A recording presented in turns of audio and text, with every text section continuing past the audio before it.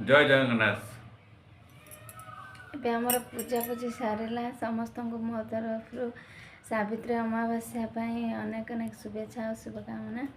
ଭଗବାନ ସମସ୍ତଙ୍କ ଶଙ୍ଖା ସିନ୍ଦୁର ଘଣ୍ଟ ଘୋଡ଼େଇକି ରଖିଥାନ୍ତୁ। ଆଉ ଆଜି ତ ପୂଜାପୂଜି ଆମର ସରିଗଲାଣି। ଏଠି ତ ସେମିତି କିଛି ନାହିଁ, କେଉଁଠି ମନ୍ଦିର ଟିକେ ଯିବୁ ଦର୍ଶନ କରିକି ବାସ ଗୋଟେ ଜାଗାକୁ ଆମର ଯିବାର ଅଛି।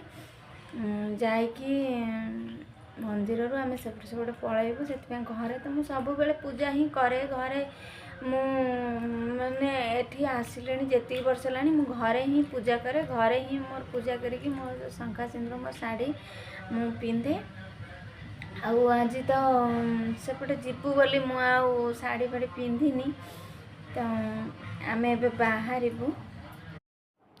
ଆମେ ତ ଏବେ ବାହାରିଲୁଣି ଯିବା ପାଇଁ। ଦେଖନ୍ତୁ ସେ ଜଣେ ପାରାଲିସ୍ ପେସେଣ୍ଟ ମାନେ ତ ମାନେ ଭାବୁଛନ୍ତି କି ଆମେ କିଛି କରିପାରିବୁନି। ସେ କିନ୍ତୁ ତାଙ୍କ କାମ ସବୁ କରନ୍ତି।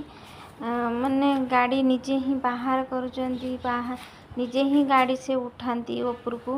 ଟିକେ ମାନେ ଗଡ଼ାଣିଆ ଅଛି, ଦେଖିବେ କେମିତି ସେ ଗାଡ଼ିଟିଏ ମାନେ ବାହାର କରିଲା ବେଳେ କେତେ ମାନେ ଟିକେ ଗଡ଼ାଣିଆ ଅଛି ନା ସେ ଜାଗାଟା, ଟିକେ ବାହାର କରିବା ପାଇଁ କଷ୍ଟ ହୁଏ। ବାକି ବୁଲେଇ ଦିଅନ୍ତି ଏଇଠି ଟିକେ ତାଙ୍କୁ ପ୍ରୋବ୍ଲେମ୍ ହୁଏ, ନାହିଁ ତ ସିଏ ନିଜେ ନିଜେ ବାହାର କରନ୍ତି।